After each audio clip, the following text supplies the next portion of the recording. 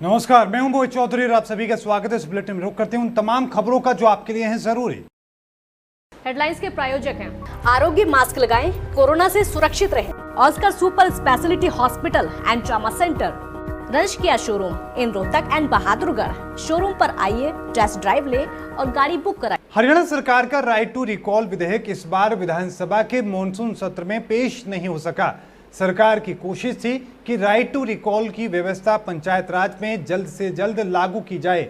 हरियाणा के उप मुख्यमंत्री दुष्यंत चौटाला ने कहा कि विधानसभा के मॉनसून सत्र में राइट टू रिकॉल विधेयक पेश किया जाना था, लेकिन मंत्रियों का मानना था कि अन्य समान मुद्दे थे जिन पर चर्चा करने की जरूरत थी। इस कारण इस मामले को अगले विधानसभा के अगले सत्र में उठाने की योजना बनाई गई है। बीते दिनों दुष्यंत चौटाला ने कहा था कि पूर्व उप प्रधानमंत्री स्वर्गीय चौधरी देवीलाल का सपना था कि पंचायत राज में राइट टू रिकॉल व्यवस्था हो, जिससे जनता के पास काम न करने वाले प्रतिनिधि को हटाने का अधिकार भी हो। इसके साथ साथ सरकार पंचायत राज संस्थाओं में महिलाओं को आरक्षण ही नहीं बल्कि बराबर की भागीदारी देने की व्यवस्था करने पर काम करेगी, जिसके तहत पंचायती राज संस्थाओं में महिलाओं की 50% हिस्सेदारी होगी।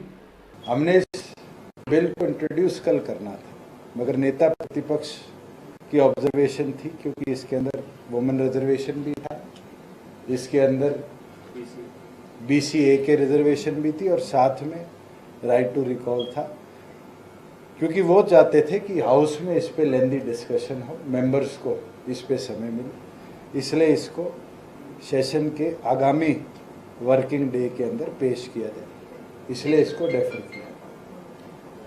और राइट टू रिकॉल जो व्यवस्था पहले थी, मैं उसके ऊपर भी आपको इनलाइटन करना चाहूँगा कि वो व्यवस्था थी कि मेंबर्स 2/3 मेजॉरिटी के साथ रिकॉल कर सकते थे, जिसके अंदर गांव की जनता का अधिकार नहीं था। अगर हम प्रदेश के अंदर कुछ अमेंडमेंट लाने की बात करें तो फिर मेंबर्स को ये अधिकार नहीं, गांव के वोटर्स को जो डायरेक्टली चुनने का काम करते हैं। हरियाणा कांग्रेस अध्यक्ष कुमारी सैलजा ने प्रदेश में बिगड़ती हुई कानून व्यवस्था के लिए बीजेपी जेजेपी सरकार को सीधे तौर पर जिम्मेदार ठहराया है। कुमारी सैलजा ने कहा कि आज प्रदेश में अंधेर नगरी चौपट राजा जैसा माहौल है। पलवल जिले में 10 साल की मूक दलित बच्ची की निर्दय हत्या बेहद ही दुखद है। दलित और पिछड़ा वर्ग पर अत्याचार के मामलों को लेकर मुख्यमंत्री मनोहर लाल को एक पत्र भी लिखा गया है। सैलजा ने कहा कि प्रदेश में कानून व्यवस्था दिन प्रतिदिन बिगड़ती जा रही है। बदमाशों के हौसले बुलंद हैं, जनता खौफ के साए में जीने को मजबूर है।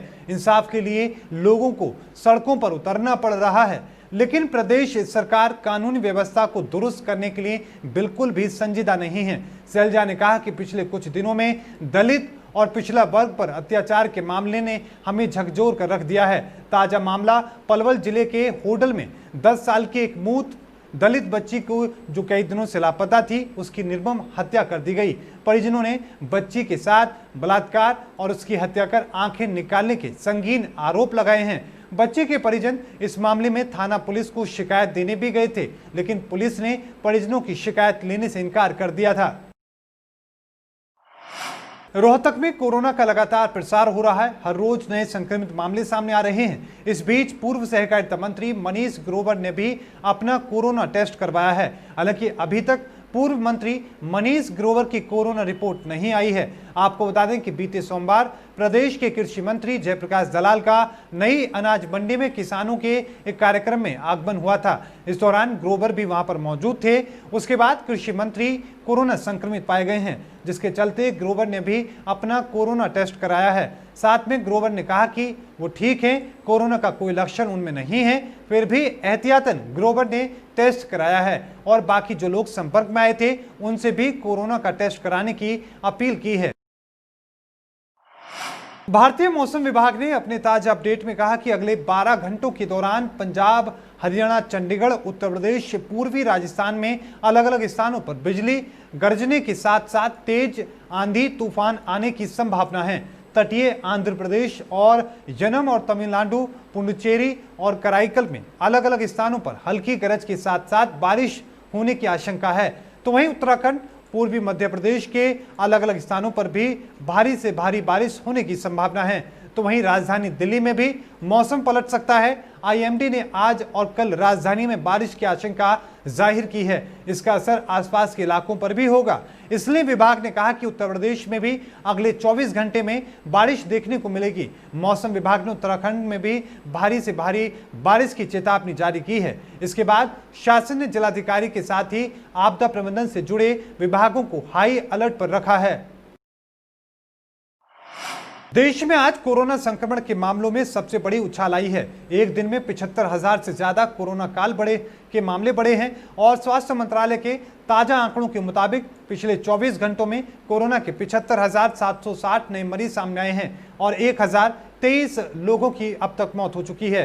तो वहीं हरियाणा में कोरोना वायरस के आंकड़ों में जबरदस्त रफ्तार देखने को मिली है।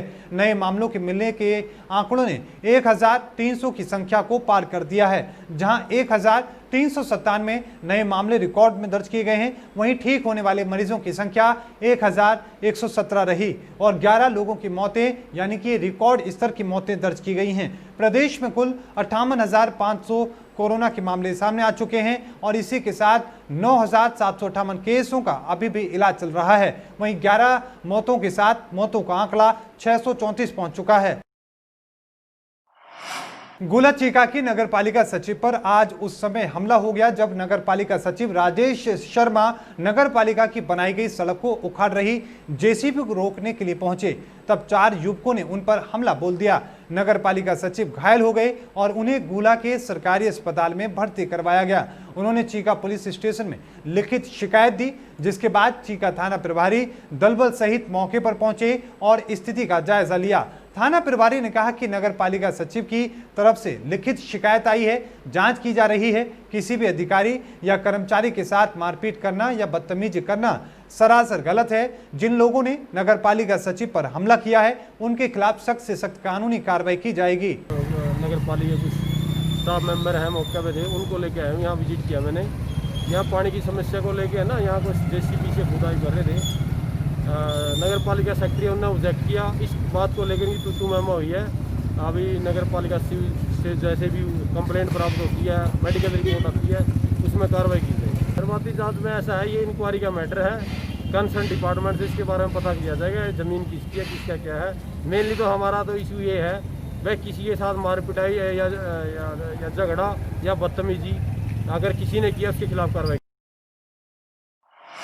प्रदेश भर में 21 दिन से लगातार जारी आशा वर्करों के प्रदर्शन के चलते रोहतक के मानसरोवर में चल रहे धरना प्रदर्शन में आशा वर्करों ने सरकार के खिलाफ नारेबाजी करते हुए सरकार को बड़े आंदोलन की चेतावनी दी है।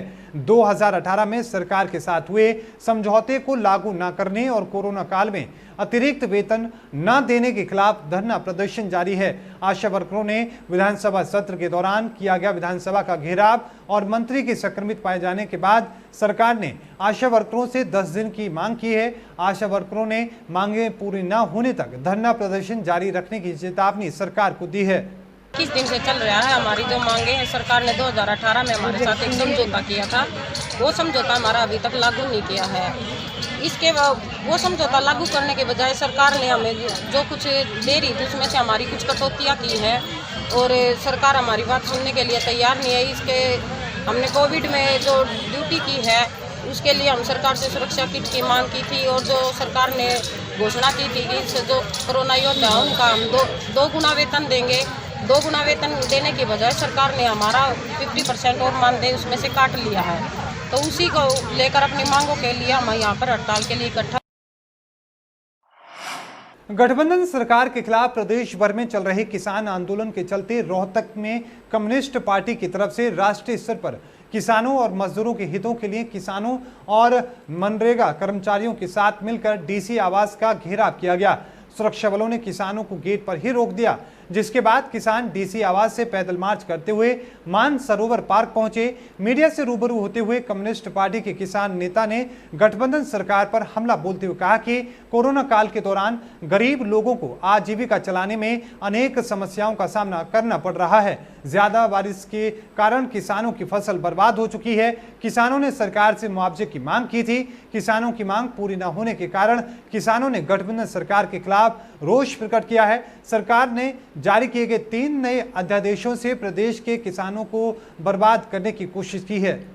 की तरफ से ये राष्ट्रीय स्तर के ऊपर आह्वान किया गया 20 से 27 अगस्त तक लोग प्रतिरोध और रोष सप्ताह मनाएंगे और इस पिछले 7 दिन में हम पार्टी के बैनर से गांव-गांव और मोहल्ला जाके लोगों के बीच में जो बातचीत की है उससे ये पता चलता है कि कोरोना के अंदर लोगों की आजीविका, उनकी रोजी रोटी, उनका शिक्षा स्वास्थ्य, उनका रोजगार, ये बहुत बड़े स्तर के ऊपर खत्म हुआ है। प्रदेश में लगातार उजागर हो रहे आपराधिक मामलों के चलते हरियाणा सरकार ने फरीदाबाद नगर निगम के जेई हेमंत त्यागी को बूस्टर पर अनियमितताओं का दोषी पाने पर बर्खास्त कर दिया है। NIT 86 के विधायक नीरज शर्मा ने 2 दिसंबर 2019 को NIT 86 विधानसभा क्षेत्र के संजय कॉलोनी बूस्टर पर रात 1:30 बजे निरीक्षण किया तो वहां 3-4 झुग्गियां बनी हुई थी। बूस्टर के बारात घर पर बिजली के एक निजी ठेकेदार का कब्जा था। जेई की इस लापरवाही के कारण जब निगम आयुक्त को शिकायत दी तो उसे आंतरिक जांच में दोषी पाया गया, मगर उसके खिलाफ राजनीतिक संरक्षण के चलते कार्रवाई नहीं हुई। बूस्टर बंद रहने से करीब 1 लाख लोगों की जलापूर्ति प्रभावित होती है। विधायक ने बूस्टर का औचक निरीक्षण किया था। शर्मा के अनुसार जेई के खिलाफ सरकार ने 9 महीने बाद कार्रवाई की है। उन्होंने आशंका व्यक्त की है कि जेई को अब राजनीतिक संरक्षण के चलते किसी अन्य विभाग में भी नौकरी दी जा सकती है, इसलिए ऐसे लापरवाह लोगों को सरकारी नौकरियों से दूर रखा जाए। खबरों के प्रायोजक थे Pramod trading company, tiles, sanitary ware, Ghanipura, Jhajjar road, Rohtak. Asian colour coated स्पात limited. Be Fast Fit, India's fastest growing fitness chain, now at Rohtak D Park. Corona महामारी से लड़ने के लिए आरोग्य मास्क लाया है आपके लिए सबसे आधुनिक मास्क। इसके साथ ही आपको मिलेगी आधुनिक PPE किट, वो भी बहुत ही सस्ते रेट पर। contact@arogyamask.com पर जाएं और हमसे संपर्क करें या फिर www.arogyamask.com से जुड़ें। इसके साथ ही आप हमें कॉल कर सकते हैं। हमारा पता है Anand international, plot number 181, sector 25, Panipat, Haryana.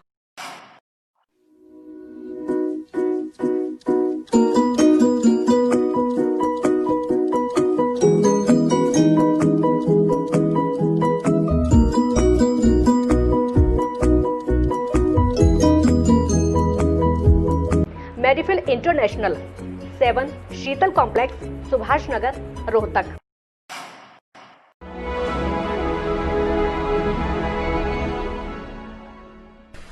चाचा, आपने नया घर बनवाया है तो घर की छत पर कौन सी शीट लगवाई है? बेटा, मैंने अपने घर की छत पर एशियन शीट लगवाई है क्योंकि वो कभी न मिटने वाले ओरिजिनल निशान की चादरें हैं। साथ में ISI का चिन्ह, 5 साल की वारंटी के साथ साथ पैसों का सही मूल्य देने वाली वही इकलौती शीट्स है। क्योंकि नाम नहीं, पहचान जरूरी है। और इस बुलेटिन में अभी के लिए इतना ही। देखते रहिए जस्ट इंडिया। मुझे दीजिए इजाजत। धन्यवाद।